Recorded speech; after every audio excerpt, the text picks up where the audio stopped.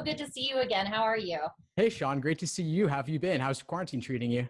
It's been a little difficult, but also it's created a lot of creativity for me. So trying to get some videos and things together. What have you been up to? Yeah, same. More videos, more classes. This is a chaotic situation, but that also it gives us reason for creativity to change things up. Absolutely. The one thing I will say is that I am a subscriber of your channel, and I've noticed an influx of videos from you recently. So that's really nice.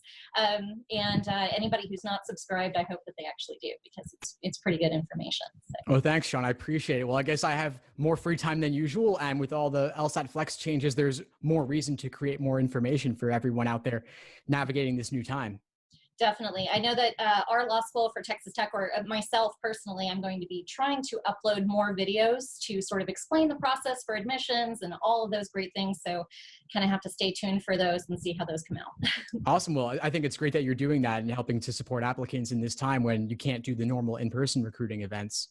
Absolutely. Do we have a few that are logged in now, or? Yeah. It looks like we got quite a few people in here already. So might as well jump in. All right. Well, thank you guys for tuning in. I'm Shawn Adams. I work at Texas Tech University School of Law. I'm the Assistant Director for Recruitment, and I'm the person that goes out and recruits all of you fantastic future lawyers. And I am so thankful that Steve Schwartz has agreed to host this event tonight. Steve, can you tell them about who you are? Yeah, sure. Thanks so much for having me, Shawn. It's great to connect with you again. So for folks who don't know me, my name is Steve Schwartz. I run the LSAT blog. I also host the LSAT Unplugged YouTube channel and podcast. I've been teaching the LSAT since 2005, and I've seen a couple of changes over the years, but nothing nearly as big as what we're seeing now with the new online LSAT Flex. I never thought I would see it in my lifetime potentially, but here we are. So lots of changes to navigate and figure out, but I'm glad to connect with everyone and discuss them all with you, Shawn. Absolutely. Let's just jump right into that, because I know there's a lot to cover. Can you talk about the difference between the paper LSAT, which was the original LSAT, and the digital, which has just sort of recently happened?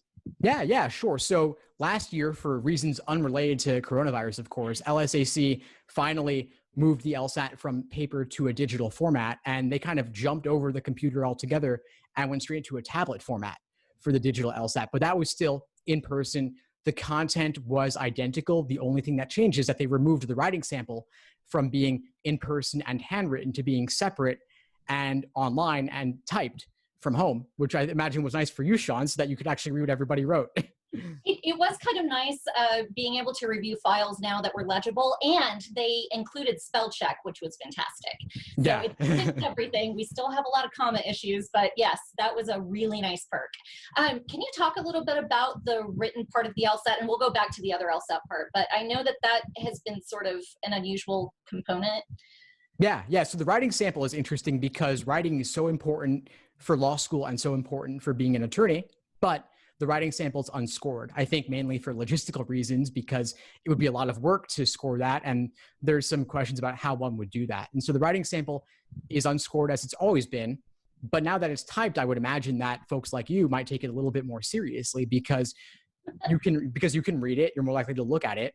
And their brains aren't fried after doing 5 LSAT scored sections. They're doing it later from home, so they can do it when they're fresh. And when they adapted the writing portion that's now digital or from home, they kind of had to use some new software and some new, I believe you have to have a camera to record you, so they're making sure that you're the one that's doing it. Can you talk a little bit about that? Yeah, sure. So it's actually quite similar to what they're doing for the LSAT Flex, which is it's online, it's from home, it's from your own computer.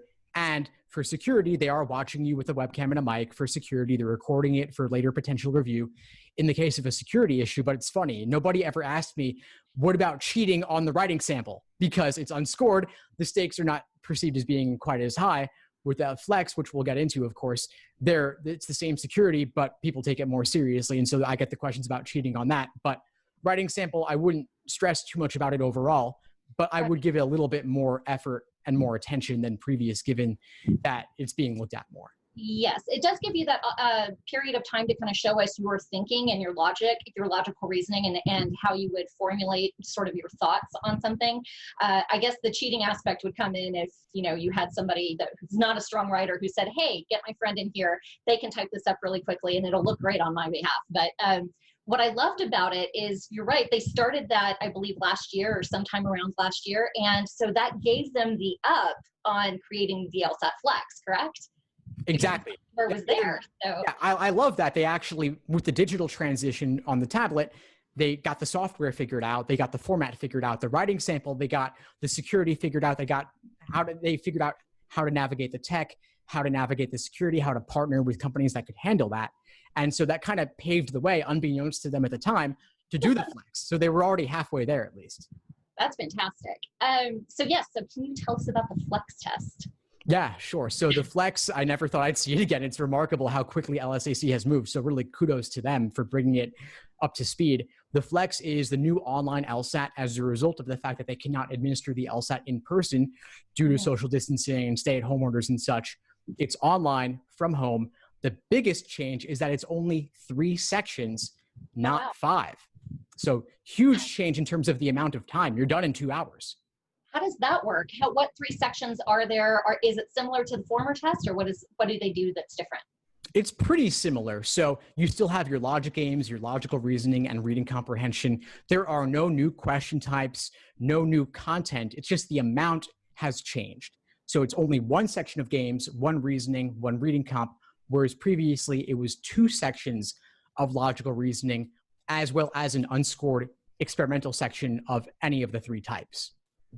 Okay, so they no longer have the experimental section. Didn't they use that to create new LSATs for the future? They do. And so that's a problem in a way that they can't do that anymore. People ask me what's going to happen for the future. And I'd say, well, I don't see any reason to go back to in-person if they figured out the online, but that remains an open question. How would they test out the future questions if they can't administer them to the general population of test takers? And they've sold previous LSATs as like practice exams, correct? So it's not like you go back to the old ones and just kind of dig out some from the past. Is that kind of accurate? Yeah, so over the years, since 1991 up to nearly the present day, they were administering 4 LSATs a year. 3 of them were released and sold and available for future test takers to use for studying. They would keep 1 in the bank in reserve for cases where they would administer it overseas, for example, or for Sabbath observers, or in the case of inclement weather. And if COVID-19 had only existed for 1 month, they could have used one of those for that administration. Right. If they could have done it in person. For some reason, if they needed a unique situation like that, they could use the old form. But long term, that's a problem. They've only got so many in the bank. They've got to keep administering new exams, and they've got to keep creating new exams because they don't want people to run into the same questions multiple times. Okay. So do you think that they're just going to stick with Flex from now on, or are they going to offer maybe 3 different options, or can you take the paper anymore now that they have digital? Like, what sort of is the future for the LSAT? I'd be lying if I said I knew. I'd be playing the stock market. Yeah. But I would say that, again, if they could do it indefinitely in online, I think they would, just because of all the logistical things that resolves, like booking testing centers, hiring proctors, having enough test centers available. Sometimes test centers are booked up and folks have to travel long distances or just pull their hair out trying to book a time. And this removes all of that. It's the ultimate flexibility, no pun intended. Like, that really actually works out a lot of issues, but the experimental section still remains open to question how they would handle that. LSAC says they would like to do it in person in the future. Going forward, if they could, they've even talked about administering it in smaller groups with social distancing in order. They keep talking about that, but I've noticed them soften their language over time about doing it in person going forward. So we'll see what happens. Of course, May and June are LSAT Flex. July is an open question, but I'd say it's pretty likely to be Flex.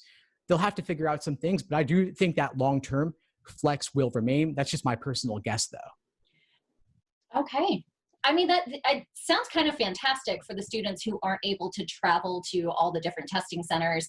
Are they able to kind of take it at different times, or is there a set time where you have to go and be there, and this is like when you're taking the test? So they actually have a lot of flexibility. Again, it's kind of cool. With doing it online, they made it so that you can book anytime throughout the day from 9 a.m. Eastern until 7 p.m. Eastern. So that's a pretty wide range. If you're a morning person, you've got that.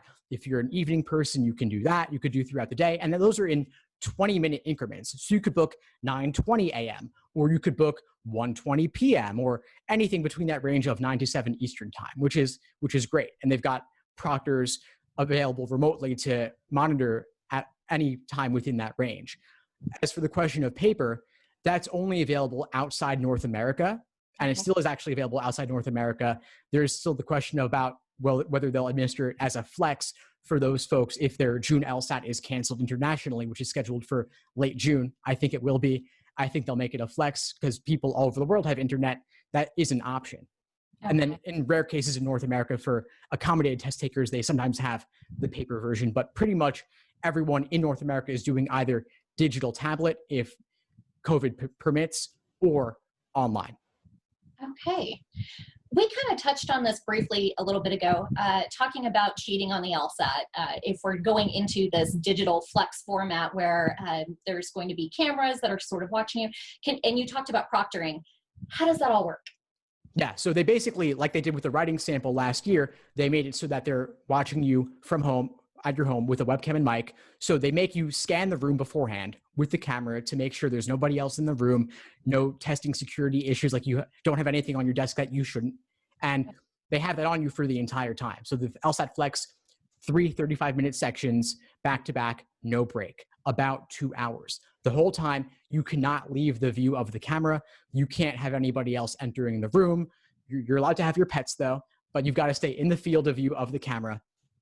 And that's it. So you can't leave. You can't have books or other papers other than the scratch paper on your desk available to you. So I don't really see a massive issue with security. They also make sure that you close out all your programs.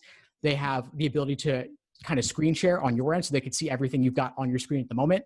And I don't even see how you would cheat anyway, because having books wouldn't really help you that much. Even if you did have a book in front of you, the test is so severely time constrained that are you going to go look something up? What would you look up? There's nothing to memorize here. It's really a test of reasoning, and you don't know which questions are going to be on the exam, so you can't reason through them in advance.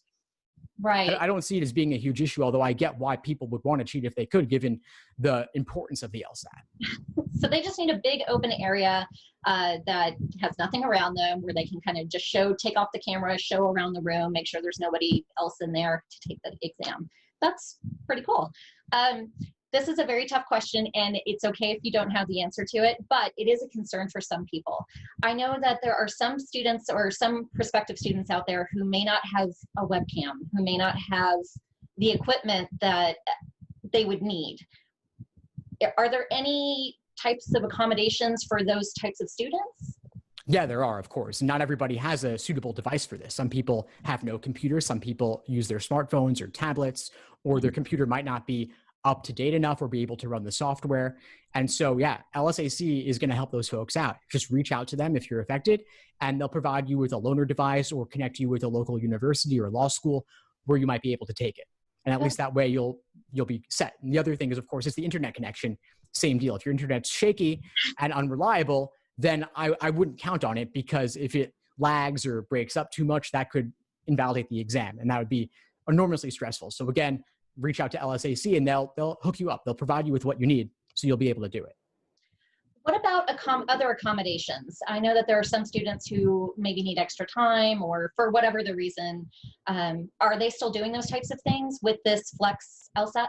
Yeah, they are. So whatever accommodations you were approved for the regular in-person LSAT, you will have those same accommodations for LSAT Flex. And if it's extra time, that's a very easy adjustment to do online with LSAT Flex with the same software. Very little would change because they just have to adjust the timer.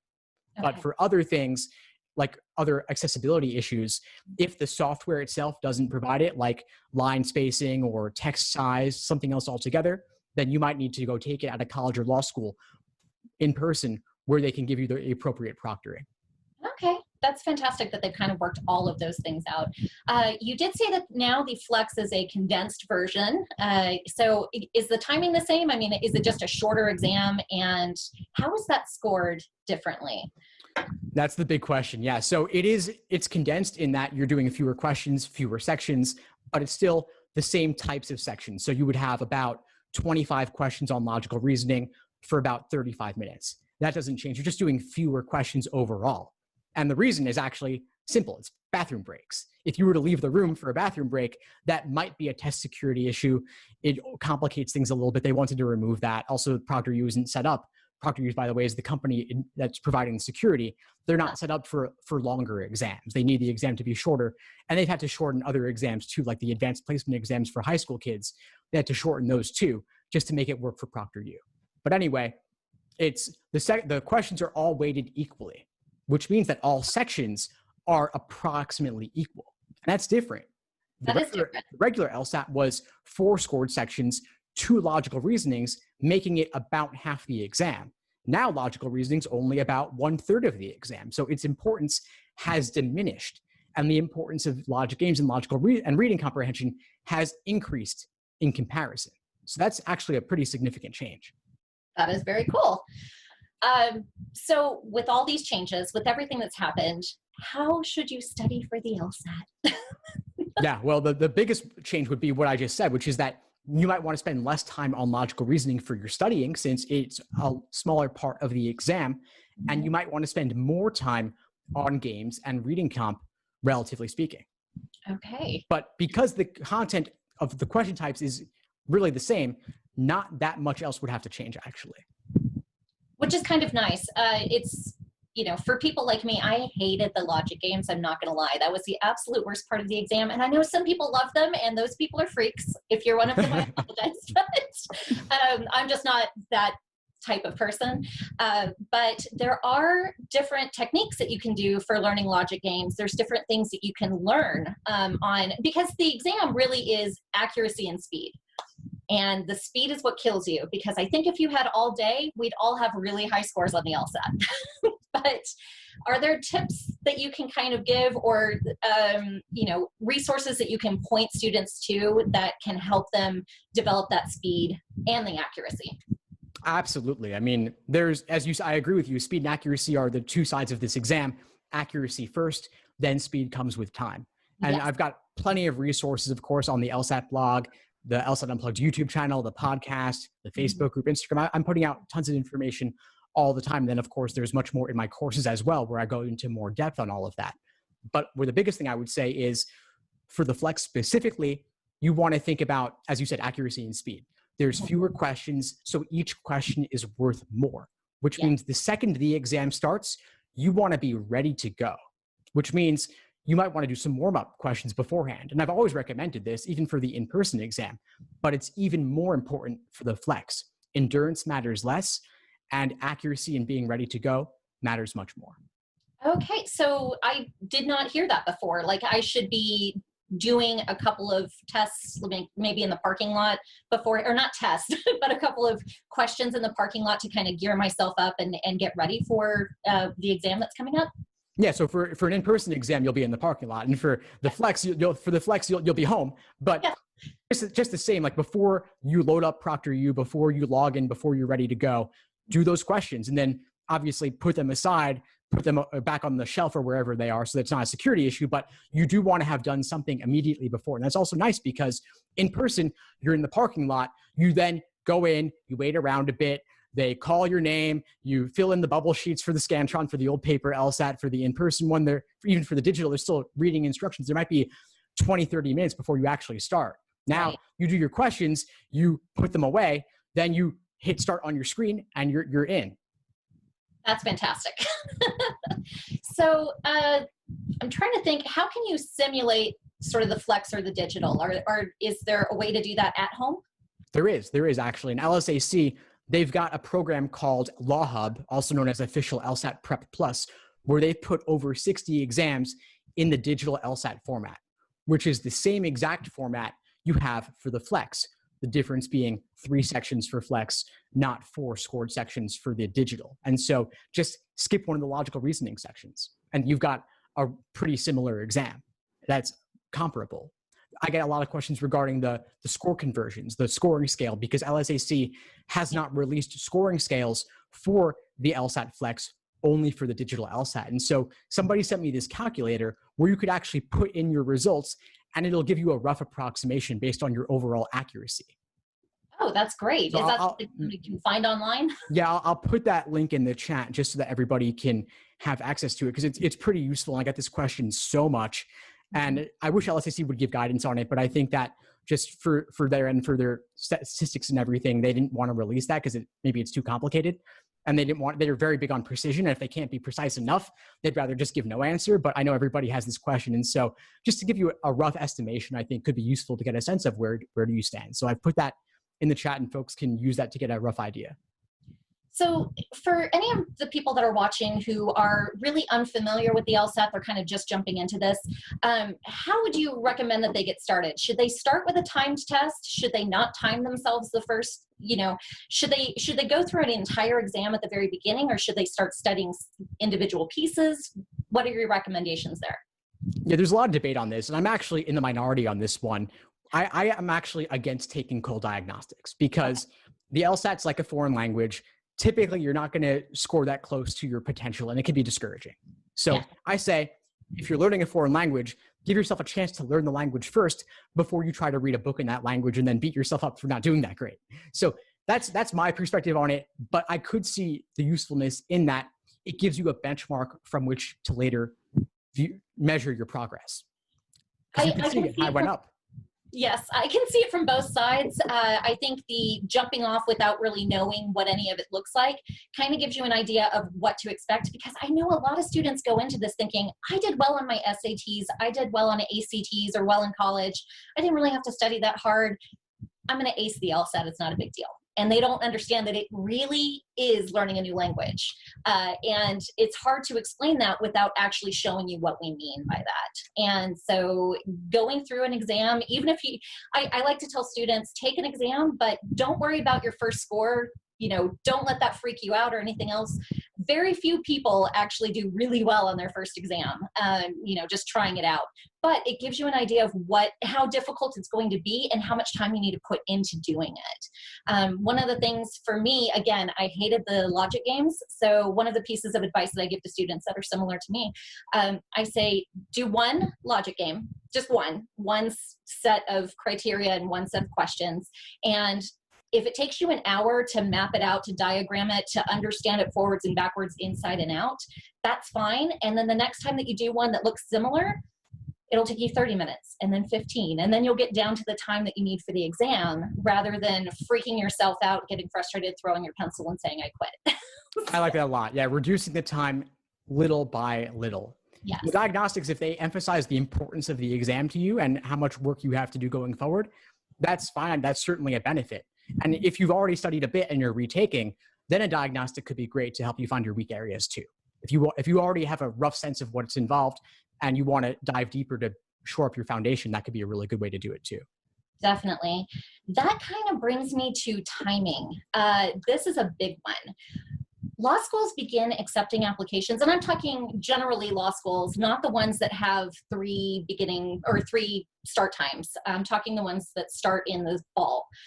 We begin accepting applications in September, the year before the year that you want to go. So we've been accepting applications for this coming fall since last September. So it's important to understand the timelines for when you should take the LSAT. It's important to understand whether or not you are going to take the LSAT more than once, or if you're one and done, because I think that affects your timeline for studying. Am I wrong? No, it matters a lot. Absolutely. Yeah. I believe that if you are looking to apply this September and you have not taken any LSAT before, you really should be into it now. This is May, classes are done. Even if you're working, hopefully it's kind of slowed down, especially with what's going on in the world. You should have a little bit more time at home. This is a great time to kind of buckle down, but how long would you suggest spending, say, per day on studying for the LSAT? I would say if you've got all the time in the world, if your schedule is wide open, then 5 to 6 hours in a day could be fine. I wouldn't do more than that because you run the risk of burnout. Yes. I had somebody ask me, should I do 8 hours a day for 60 days straight? And I said, absolutely not. Recipe for burnout. Yeah. Slow and steady here. This is a grueling exam. It's difficult. It takes time. It takes a lot out of you. So maybe 2 to 3 hours in the morning, 2 to 3 hours in the afternoon, and you're done. And you've got plenty of time for self-care and any other obligations you have. And if you're busy, then if you have work or if you have school, even under stay-at-home orders and such, or if you have to go out and about, that's fine too. Then just do one study chunk of 2 to 3 hours and save the rest of the time for whatever else you have to do. And it's important in education. I was a former teacher, so having those breaks in between what you've just learned to really let your brain kind of soak it in and to be able to retain that information. Doing large chunks at a time, you lose a lot of what you're trying to retain. Is that something that you kind of preach? Yeah, I would agree. Taking breaks is important. Even within the 2 to 3 hours, you could take breaks and have them scheduled. There's a great technique called the Pomodoro technique.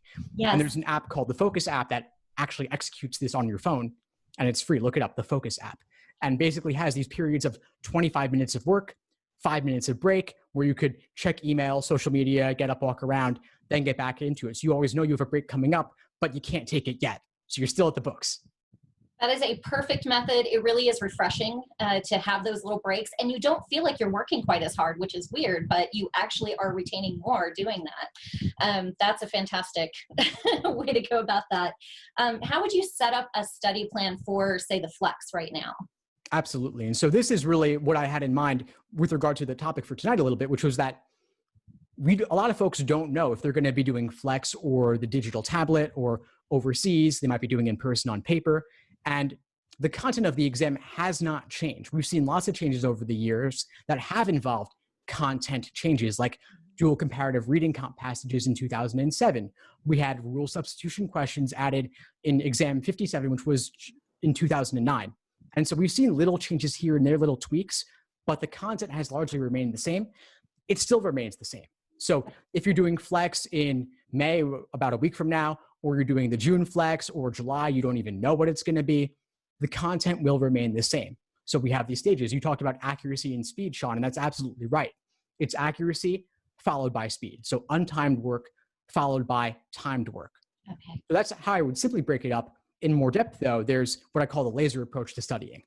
And LASER is an acronym standing for learning, accuracy, sections, exams, and review. So learning is theory, accuracy is individual questions by type, S is timed sections, E is full-length exams, R is review. All that changes. Yeah, LASER. As an educator, yeah, maybe you could appreciate that. So LASER is the acronym for that. E is for exams. That's the part that I would tweak, because Flex is 3 sections, in person, digital or paper is 5 sections. So for Flex, if you know you're doing Flex in a week from now or in June, do 3 section exams. If it's an open question, do some 3 sections, others 5 sections to simulate. And the nice thing is the in-person is 3 sections followed by a break, then 2 more. So your results from the first 3 sections are your Flex score. You continue on after the break, that's your in-person score with 5 sections. That's all that has to change, really, other than simulating the test itself, like doing the format of computer versus tablet or paper. That's great. I know that for our law school specifically, for Texas Tech School of Law, and I know that there are many others across the country, if you take the LSAT more than once, we are going to take your top score, but we can see all of the other scores. We can also see if you canceled your score, so you took the exam and you canceled the score, or if you were absent on the day of the test. Now that's different than if you signed up for the test and then you changed the date or something like that. If you let them know ahead of time that you weren't coming, but if you don't show up on the day of your exam and you were scheduled to be there and didn't tell anybody that you weren't coming, then that will show up as an absent. So we can see all of those. We can see how many times you've taken them. Again, we're going to take your top score. So we can see if you're actually going up, if you're improving, which is fantastic. We can see if you kind of plateaued and kind of found your wheelhouse, or if you've actually declined. But there are a lot of other schools out there. I know UT, I know A&M, and I know several others outside of the US do average your scores. So it's important to note that. So if you are going to take the test multiple times, it's great if you could just do a one and done, right? How many practice exams do you think somebody should take roundabout? I know I love the lawyer answer, it depends on the person, but how many do you think is adequate to know where you might score around on the actual exam? I would say that 5 is the minimum I would recommend. I would say that's adequate. And I would actually say 10 for before test day itself. And obviously, if your test is in a week, you don't do all 10 in a week if you haven't done any so far. But 10 would be ideal. And if you're taking it in June, you could do about 2 per week between now and then, especially with Flex, 3-section exams. It's easier to do 3-section exams than it is to do 5-section exams. So you could theoretically do more 3-section exams, but ideally 10. And that's interesting that you say a couple of Texas schools average, because the vast majority of schools, my understanding is that they do not average, the vast majority in general in the US. And the report that we are sent from the LSAC does have the average score along with all of your scores. So it will show your top and then it will show your average. So depending on the school, it's just one of those policies you should know when you're applying to law school. There's a lot of different policies. You're going to have to do different things for personal statements for different schools, letters of recommendation, all of the different parts of the admissions process. But as far as the LSAT is concerned, know the policy of the schools that you're applying to. So very important. And the LSAC kind of did an odd thing in the last few years. They had a limit on how many times you could take the LSAT, and then they removed that limit, and then they placed the limit back. So anybody that was caught in that weird time period, I don't know how they're dealing with that. Have you heard anything? Yeah, so I mean, they basically said that the new limits that were implemented last year in July and September 2019, they were not retroactive. Okay. So any number of times you took it before didn't matter. It's only going forward. So very few people should actually be affected by that who are with us live right now. That's good. Yeah. I'm wondering, Shawn, if there's 2 things you could confirm for myself and everyone watching right now. One is, in general, could you just confirm my understanding that the vast majority of schools in the US do not average multiple scores? You mentioned a couple in Texas. I think there are many that don't. I think that there are some that do. So I only know of those 2 specifically that do. And I know that we don't. So we're not going to average your score. We're going to take your top one. Another thing that we don't have is for our early decision, if you apply between September 1st and November 1st, there's that period of early decision. Ours is not a binding application. So there are some law schools where if you apply for early decision and you get in, you're contractually obligated to go to that school, and you have to withdraw from all the other schools. For ours, we hope that you're going to come to our law school, but we're not going to force you to. So it's one of those things. There's good things though either way. If it's one of those top schools that you really want to go to and you get in for early decision, go there. That's fantastic. Hopefully you get great scholarships. But yes, so. Well, it's nice that you allow that flexibility though. Yes.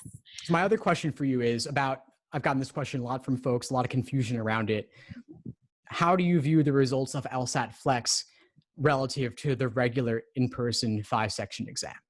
I think we're going to be reviewing it pretty much the same way. I will tell you that everybody's going to be in the same boat. So you're not going to be looked down on if you took the, sort of 3-section test versus the 5-section test. We all understand, we're all humans. Everybody on the admissions committee for our law school, and I'm sure across the country, we're humans. We understand that there are things that happen that are out of everybody's control, like COVID-19. So we're going to understand, we're going to look at those dates. If you took the LSAT prior to, and that was your higher score, then that's not affected by COVID-19. But if you've taken the Flex now, it's absolutely, we're going to understand that that was the exam that you were able to take. Now going forward, I don't think that's going to change. We rely on the LSAC to have a comparable exam. Who knows what will happen in the future if they get the scores back from a couple of tests and there's some anomalies, then we'll deal with that as it comes. Nobody has that crystal ball. I can't tell the future. But right now I can tell you we're going to view those the same as any other score. So that's good to hear. Yeah, I mean, the folks at LSAC, the ones who create this exam, they are obsessive about the data. They are extremely precise about it. They have very detailed reports that even I have difficulty understanding, navigating through all the language of psychometrics, but I don't believe they would do this exam if they didn't think it would work well, if they didn't think the results would be comparable. No, I don't think that they would either. So this is great for the students. I mean, I think that it's an advantage to be able to take it now. If you're prepared, don't take the exam if you're not prepared. If you haven't studied enough, if you're scoring in the 120s and 130s, I don't recommend you taking the exam, because there's not a law school out there that I know of that is going to accept somebody with those scores. And that's a good thing. I kind of want to briefly touch on this because I know it hurts people's feelings when they don't get into to schools based on like poor LSAT, performance. The one thing that I like to drive home is every single point on the LSAT really matters because it's a 61 point spread, right? Yeah. Between a 120 and a 180. So every bit of that really, really counts. So if you're 5 points above, you could be looking at amazing scholarships if you're above the medians of the schools that you're applying to. If you're 5 points below, that may be difficult to get in, or you may get waitlisted, like depending on, the applicant pool that year. If you're 10 points below, it is very difficult to overcome that. So those medians are there for a reason. But this is why I'm telling you that it's important to get those LSAT scores. You deal with data all the time, so you understand that we understand from those scores who's going to do well and who is not. And you don't want to go to law school and incur so much debt, especially if you have a low LSAT score and you get into a law school, chances are you're not getting a good scholarship, if any scholarship money. We don't want you to go through the program, spend a lot of money, not come out with a degree, we want you to succeed. So that's why people like Steve, who's amazing, and there's other programs out there, do whatever it takes to get those great law school or LSAT scores, but work hard at doing that so that you can prove that you're ready for the rigor that is law school. Is that what you would say? Yeah, and I'm really glad you raised that point, Shawn, because I actually get a lot of criticism for saying that exact thing, the idea that your LSAT score actually, it's there for a reason. It actually is somewhat predictive of first-year law school grades, bar passage rates and such, less so to how you'll be as an attorney. And of course, there are exceptions. There are people with low scores who pass the bar on the first try. There are people with low scores who do very well in law school. But on average, it's a great determinant overall. And a higher LSAT score, aside from predictive value, it can unlock scholarship money. It can unlock getting into better schools. I'm sure that to some extent, your hands are tied in terms of giving out money, unless they've got the score above the medians, or at the medians at least. Those medians for scholarships, the medians are incredibly important. So you need to have the good grades, you need to have the good LSAT score. The thing with the GPA is typically by the time that you are beginning this process and applying to law school, you're towards the end of your college career. So hopefully you've kept your grades up the entire time. By the time that you graduate, your GPA is set. You can't change your undergraduate GPA. Some people go and get a master's later on. Let's say that they did not do so hot in undergrad, and they go back later on, maybe get a master's degree, really prove that they are academically, successful.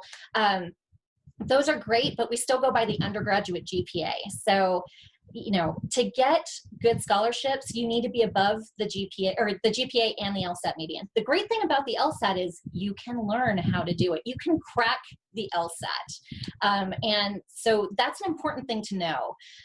If you're not hitting those scores, if you're still below, even if you have to postpone for a year and really just put some time and effort into studying, that could mean thousands and thousands of dollars in scholarship. So if I can go to law school, you can go to law school. Let me tell you that. I am not a genius on any level, but I did get into law school. I successfully completed law school. I am barred in the state of, in Washington, D.C. So, you can definitely do it, but it's going to take a lot of work. So I kind of went on a rant there. No, I couldn't agree more. I'm just dumbstruck by the fact that I couldn't have said that better myself. I love what you said there. I couldn't agree more. Now, one of the questions that we've been getting quite a bit regarding grades is there has been a change to a lot of the grading systems due to COVID-19. For this spring, a lot of the universities throughout the entire United States, including Texas Tech, moved to either a different type of grading system. So Texas Tech specifically went to credit, no credit, or you could keep your grade. So they're allowing you to see what your grades are. And if you like it, you can keep the grade, the letter grade. And if you passed, but you didn't like your grade, you can get credit. If you did not pass, then that's going to be a no credit. a no credit. So the LSAC has on their website, you can Google, let's see, what did I Google over here? Something about the LSAC transcript notation and then COVID-19. Like if you put all those words in, you're going to come up with the LSAC webpage for this. They discuss how those notations will be placed onto your transcript. And they're also going to include a letter with all of the applications that come through that were affected by the COVID-19 if they have those grading differences. We're going to receive a letter in your file that says this student was affected by COVID-19. This has a few different things. If it's a no credit class, that will count as an F. So that will hit your GPA. If it's counted as a credit, it will not affect your GPA.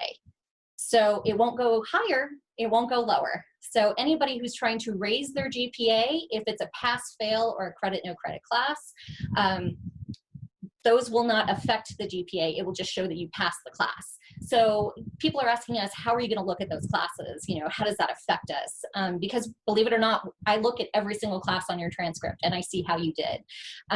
So of course, again, we're human. So we're going to be looking at those holistically and we're going to say, hey, they passed their classes. If you passed, that's great.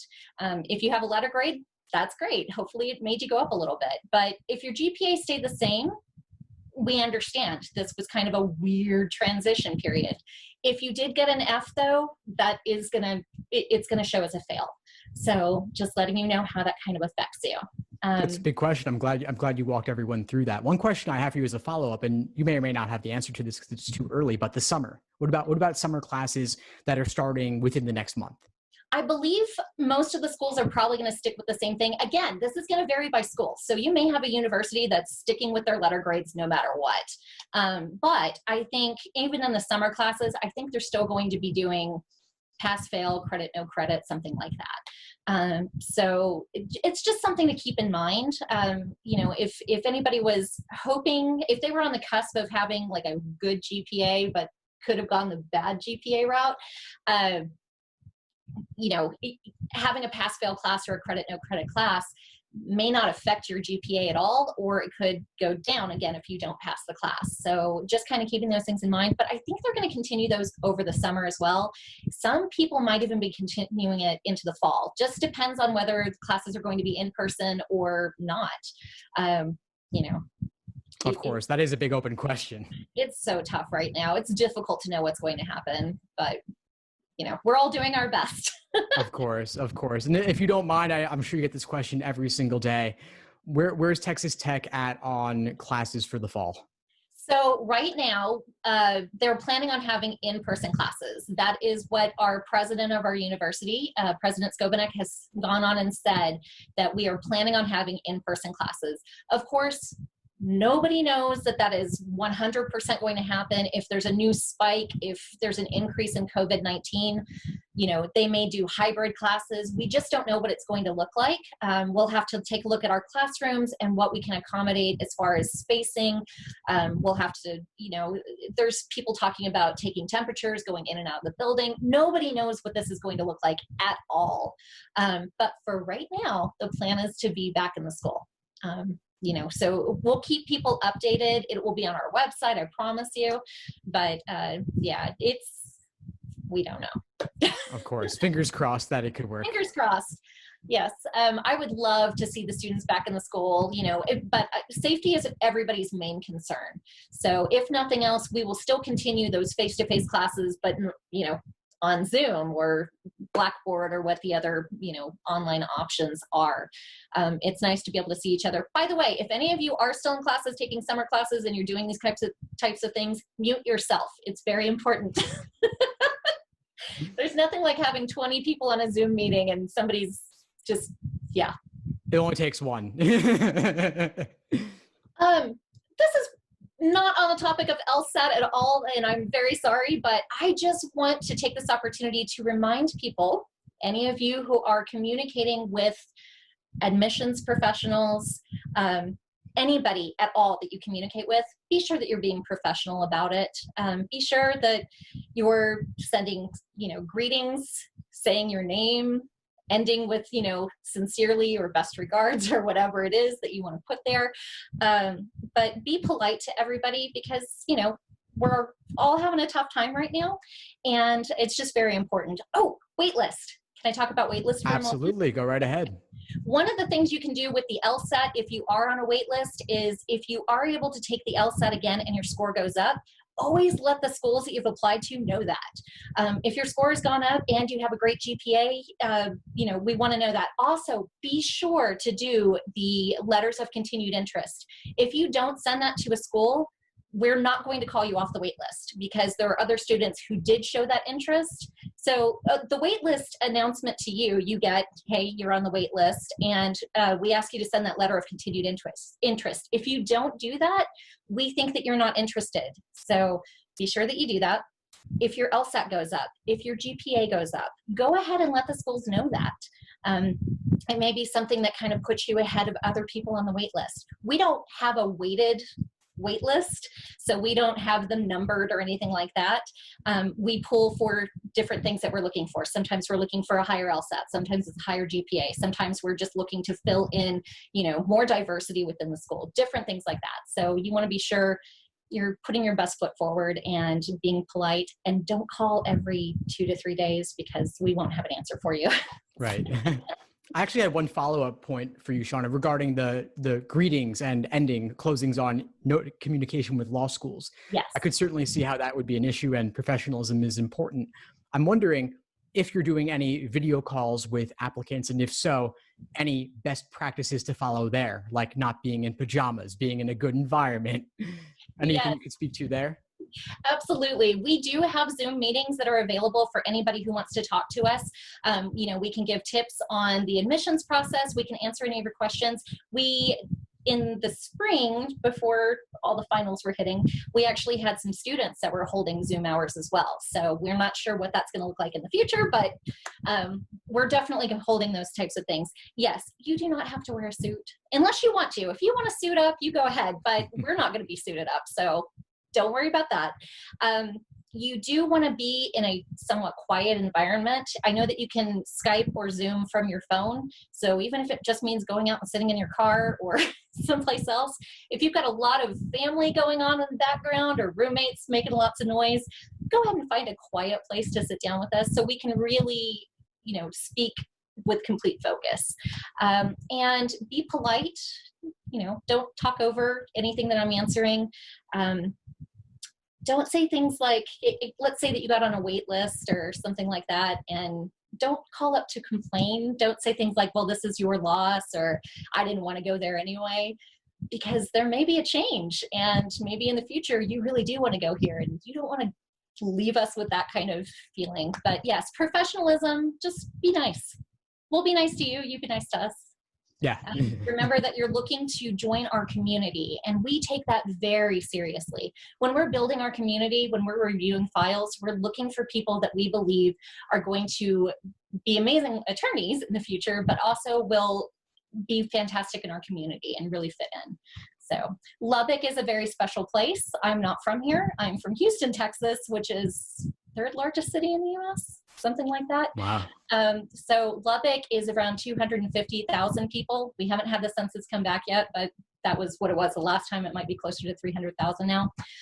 Big college town, and just a really nice community to live in. People are very friendly, so that's kind of what we're looking for. So. Cool. Well, this has been a lot of fun. I'm wondering of any last questions we could address from the chat, or anything, other topics we should cover before wrapping up. Are there any questions? I think we've covered a couple of them already just over the course of our conversation, but we have one more here from Sebastian. Okay. Asking about when to start studying for the LSAT and applying to law school while going through the LSAT process. Yes. So as far as studying for the LSAT, you really need to begin at least a few months ahead of time. I would say 2 to 3 months. Some people start in the summer before they're actually applying. really it's whenever you have the time to really focus on it. I'll let Steve answer that in just a moment, but I will say, as far as your application is concerned, you can have your transcripts sent to everything that you're going to do to apply to law school will happen through your LSAC account. So start an lsac.org account. That's your first thing. Create a username and a password. Have your transcripts sent there. You can have your letters of recommendation sent there. Start writing your personal statements. You can do all of those things, get your resume ready while you're studying for the LSAT. So you can actually apply to the law schools that you want to, and they will just wait until you have an LSAT score. That gets everything else off of your plate, so your entire focus is on the LSAT, and it doesn't waste any of your time where some people are waiting for that score to come back to decide if they're going to do the application. You've lost a lot of time there. So what would you say? Yeah, sure. No, I think you made all great points as well. I would say at least a few months. Some folks will try to do the LSAT in 2 to 3 months, and you could theoretically do that. But if you want to reach your true full potential, I would say actually closer to 5 to 6 months, which is a long time to devote to this exam, but it's a lot more than most bargain for initially. And so if you want that top score, if you want to reach your fullest potential, it's worth putting in the time. And that means starting a bit earlier than you otherwise might have, but it's what you need to do if you want the top score. Do you mind if I ask what your top score was, Steve? Sure. So I ended up getting a 175. Which is pretty phenomenal. That gets you into any law school in the nation. But was that where you started? No. I started in the low 150s. Okay. And how long did it take you to get there? A year. It took me a very long time. I'm not saying anybody else should spend a full year on this. I certainly wish I hadn't had to. And if I had studied the right way, rather than just doing exam after exam, it might have taken me significantly less time than that. So, but a 175 and hopefully a good GPA will get you a full scholarship to just about any law school in the country. So definitely worth that year that you invested. And you can show people how to do this, correct? Correct. I can, actually. As a matter of fact, it's what I do. LSAT Unplugged. Definitely check that out. Yes, thank you for that. We had one more. We have to wrap. Actually, I have to wrap up in a few at least. But somebody asked about the name of the website with the digital LSAT practice test, and that is Official LSAT Prep Plus, also known as Law Hub, and it's available inside your LSAC account. Let's see other questions here. We'll just take one or two more before wrapping up. How about, here's one for you, Shawn, about undergrad, coming straight from undergrad versus having work experience first. Which is better, pros and cons? I don't know that one is better than the other. I think that if you're coming straight from college, you kind of already have that college mentality where you're already knowing you can do your homework, like you've kind of gotten into that groove. I was very non-traditional. I went in my 30s to law school, so I came from teaching. So that was very different for me. I don't think it was strange. I went to Texas Tech School of Law, and there were a lot of people that were older. Most people are younger coming straight out of college, but there were definitely some non-traditional students. So I didn't feel like I was kind of, weird or anything, but I did have to find my groove again for finding, ways to study and all of that I had kind of lost along the way over the years of working. So it just kind of depends on you. I think the right time to go to law school is when you have the financial, the time to do it, like everything has to fall into place, and you have to be 100% focused. You're not going to be working during law school, so you have to have that structure in place to support yourself while you're going. I took out loans. Had I gotten a 175, I would have gotten to go to law school for free. So, just kind of depends on where you are. Yeah, one idea that comes to mind actually is that the LSAT prep process can be a way for you to get back into the study groove if you've been out of it for a while. So hitting the books, and obviously outlining in law school is different from taking practice tests, but still it's carving out the time, especially given other obligations like family or like work, to see, can you really buckle down and devote the time to this that is necessary? It's taxing. Yes. Well, before we wrap up, do you want to just share, Shawn, best way for folks to get in touch with you with follow-ups? I know we weren't able to get to all the questions in the chat, but maybe they can reach out to you or others in the office. Absolutely. If you want to contact me directly, my email is shawn.adams, which is SHAWN admissions.ttu.edu. And if you want to just generally contact us at admissions, it's admissions.law@ttu.edu.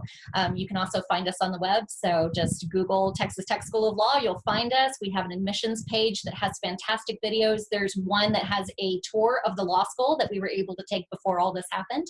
So lots of great information on there. Please reach out. I'm always happy to answer any questions. Fantastic. And folks can also feel free to reach out to me directly, Steve Schwartz over at the LSAT blog, the LSAT Unplugged YouTube channel and podcast. You probably all got an email from me just organizing this event. And so feel free to just hit reply and reach out. I'm happy to help. Excellent. Thanks for this, Shawn. So much, Steve. This was fantastic. We really all appreciate it. Thanks for a great discussion. I really appreciate it as well. Have a good night, everyone. Thanks for the great questions. Stay safe and be in touch.